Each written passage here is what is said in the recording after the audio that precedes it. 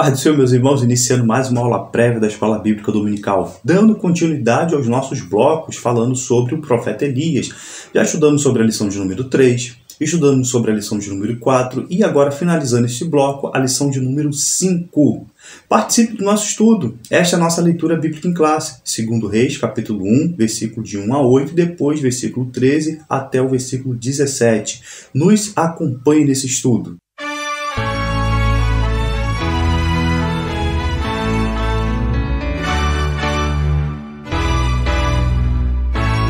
O nosso textuário está escrito em Salmos, capítulo 7, versículo 9. Tenha já fim a malícia dos ímpios, mas estabeleça-se o justo, pois tu, ó justo Deus, prova o coração e a mente. É interessante, quando nós fazemos um apanhado cronológico, nós vamos descobrir que quando este salmo é de Davi, quando Davi escreveu este salmo, Davi estava defendendo-se das acusações de um homem chamado Cuxi, enquanto era perseguido por Saul.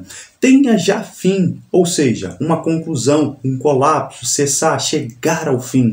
A palavra malícia quer dizer mal, defeito grave, no sentido ético e moral. E também a palavra ímpios, que quer dizer um erro moral, uma pessoa ativamente má, perversa. E também destaca a palavra justo, mas observe que essa palavra justo aqui eu não destaquei na questão do ser humano, mas na questão do próprio Deus, que quer dizer um inocente, reto, sentido, mais uma vez, no sentido ético e moral. E também destaca a palavra coração, que provas o coração, não literalmente a anatomia, o coração do homem, mas o seu testemunho. É esse um dos sinônimos que eu destaco. E também destaco, por último, a palavra mente. Esta palavra mente é interessante. Ela pode ser encontrada nos sinônimos no hebraico, tanto para rins, coração, mais uma vez, mas diz respeito à questão do homem interior, para nós entendermos como Deus ele esquadrinha com profundidade o ser humano. Lembra daquele versículo de Jeremias, capítulo 17, versículo 10? Eu, o Senhor, esquadrinho o coração e provo os rins, mais uma vez, de respeito ao homem interior. Isto para dar a cada um segundo o seu caminho e segundo o fruto das suas ações. Já que eu falei sobre cronologia, por essa história aqui, que nós destacamos lá na nossa leitura bíblica em classe, quando estaremos falando sobre este rei, foi escrito também o Salmo 48. Grande é o Senhor e muito digno de louvor na cidade do nosso Deus, no seu santo monte. Formoso de sítio, a alegria de toda a terra é o monte Sião sobre os lados do norte, a cidade do grande rei. E destaco também este último versículo, porque este Deus é o nosso Deus para sempre e ele será nosso guia até a morte. E ainda por nesse espaço cronológico também foi deferido o Salmo 46. Deus é o nosso refúgio e fortaleza, salmo conhecidíssimo, socorro bem presente na angústia. E como Acazia precisava colocar em prática esse salmo? Vejam, ele tinha matéria abundante em conhecer e prosseguir ao Senhor.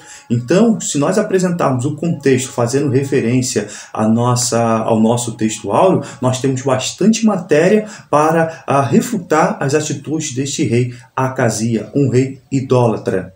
Agora nós vamos entrar no segundo livro de Reis. Já vimos, está aqui este card, onde eu fiz uma introdução ao livro de Reis, já vimos que o livro de Reis era composto de um único livro, mas segundo esta separação, nós agora damos início. E o autor achou por bem, quem fez a divisão, de colocar justamente depois da morte de Acabe, a entrada agora falando sobre o seu filho, o rei Acazias. Agora nós vamos falar sobre Acazias. Acazias significa Yahvé prende, no sentido de agarrar, segurar, e ainda Deus tem sustentado.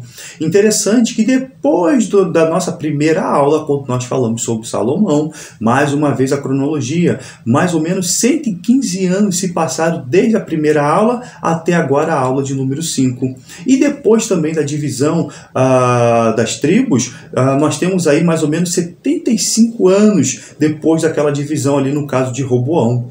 Nós vamos observar que este rei Acazia ficou caracterizado pela pela sua iniquidade. Nós vamos observar dois aspectos em relação ao reinado de Acasias. Primeiro, ele continuou com o depravado culto ao bezerro de Jeroboão, realizava em Betel e Dan. E em segundo lugar, ele mesmo era um adorador de Baal. A influência de Jezabel, sua mãe, aparentemente começava a se fazer presente.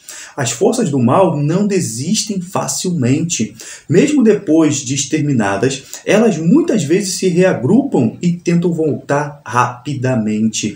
Então, só para nós lembrarmos, depois ali de Elias ter desfacelado o culto a Baal, ele ainda permanecia. E já vimos na aula passada que esse foi uma das questões que Elias entrou em desânimo, por ver que o culto não acabava. Mas Deus, como diz ali o título da nossa lição, os planos de Deus para Israel, Deus estava no controle de todas as coisas. O Deus de Acasias, qual era o Deus que ele estava servindo? Ele servia a Baal-zebu, que quer dizer Senhor das alturas. Mas os israelitas colocaram como se fosse tipo um apelido para desdenhar deste Deus falso, Baal-zebub, que não era o mesmo Baal, o Deus cananeu adorado por Acabe e Jezabel. Ou seja, ele se inovou. Ele foi um outro ídolo popular, cujo templo estava localizado na cidade de Ecrom. Baal-zebub é uma junção de duas divindades, uma cananeia e outra filisteia. Baal significa senhor, esposo, nos idiomas semíticos, já vimos isso, Deus da tempestade e agricultura. Zebub varia de Zebul, Baal, o príncipe das moscas, zumbido das moscas, o balançar das moscas traz o oráculo deste Deus. O Deus que supostamente havia afastado as doenças que atraíam os insetos. No Novo Testamento, nós vamos ver que ele é chamado de Beuzebu, um príncipe dos demônios. E nós temos até uma situação esdrúxula por parte dos religiosos, quando Jesus foi acusado falsamente pelos religiosos da época que seu poder era oriundo deste Deus. Acasias, ele segue os passos de seus pais. Imitou Acabe, Jezabel e, não obstante, também Jeroboão. Não vos virareis para os adivinhadores e encantadores. Não os busqueis, contaminando-vos com eles. Eu sou o Senhor, vosso Deus. Está aí esta referência. Acasias estava, num só gesto, infringindo dois preceitos da lei: adorar e consultar um falso Deus. Aqui está demonstrada a cegueira e a tolice de todos aqueles que procuram uma alternativa diferente para servir a Deus. Aí ele cai da grade. Vejam, um acidente doméstico. Essas grades, da onde que Acasias caiu, e devia ser uma altura bem considerável, deviam pertencer a um terraço dos aposentos particulares que ficavam do teto da casa, segundo o costume oriental. Agora entra em cena Elias mais uma vez. Os mensageiros do rei estavam indo para Ecrom consultar um falso Deus a pedido do seu rei, Baal-zebub, e Jeová falou com Elias para que se encontrasse com eles, enviando uma exortação com uma dura mensagem ao rei. Porventura, não há Deus em Israel para ides consultar a Baal-zebub, Deus de Ecrom? Vejam, ele tinha caído daquela grade, tinha se machucado feio, vamos dizer assim, e ele mandou consultar a este Baal-zebub se ele iria sarar.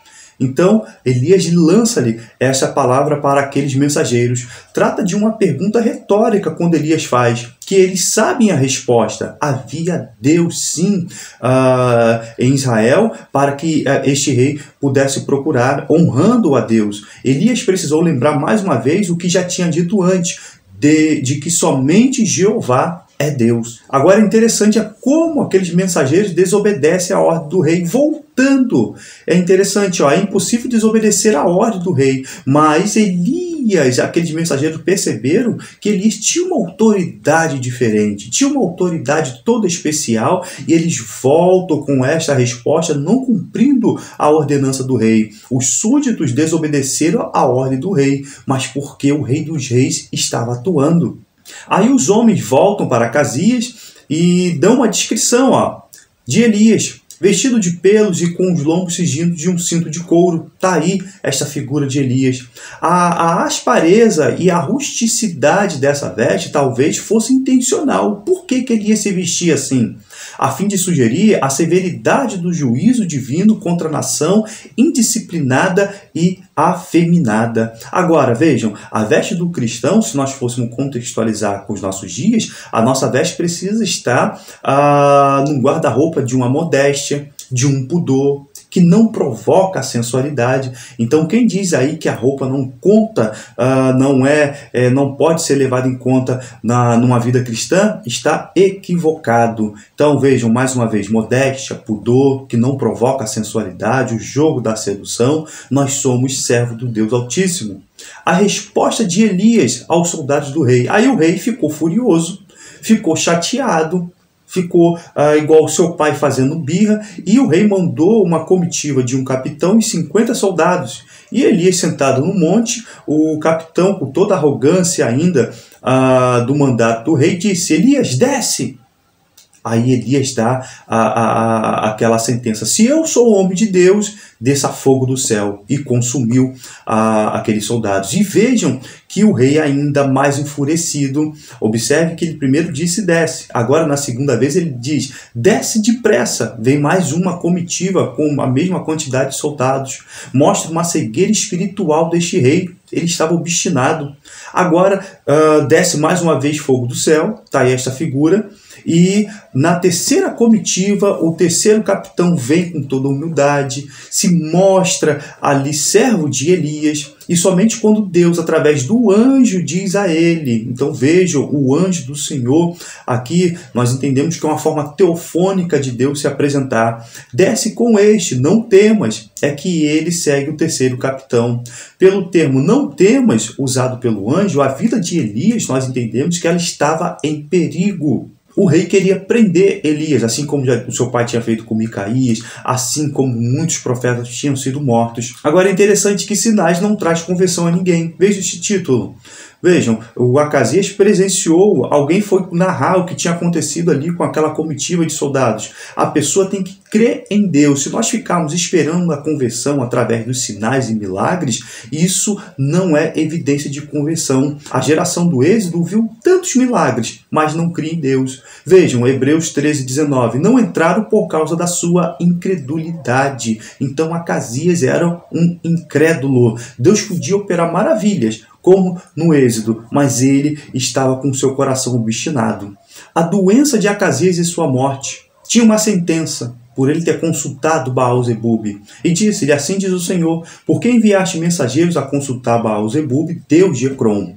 Porventura é porque não há Deus em Israel para consultar a sua palavra? Portanto, desta cama, aí vem a sentença trágica para a sua vida. A quem subiste, não descerás, mas certamente morrerás. Ele reinou somente 2 anos em Israel. Seu coração estava empedernido. O seu comprometimento com Baal-zebub era maior que uma possibilidade de mudança de atitudes. Acasias não tinha filhos. Aqui nós também podemos ver uma parte da profecia sobre o extermínio da descendência de Acabe. E o seu irmão teve que reinar em seu lugar. E eu finalizo assim: para deixar Baal, é preciso abandonar as ilusões confortáveis que permitem viver uma desonestidade livre de culpas. Deixar Baal significa que não mais poderemos usar a religião para assustar, subornar ou intimidar outras pessoas. Abrir mão de Baal é um convite para crescer espiritualmente, mas crescer dói, especialmente em pessoas acostumadas a uma cultura que lhes dá passagem livre para uma religião de contos de fada e divertimento e êxtase. Amém.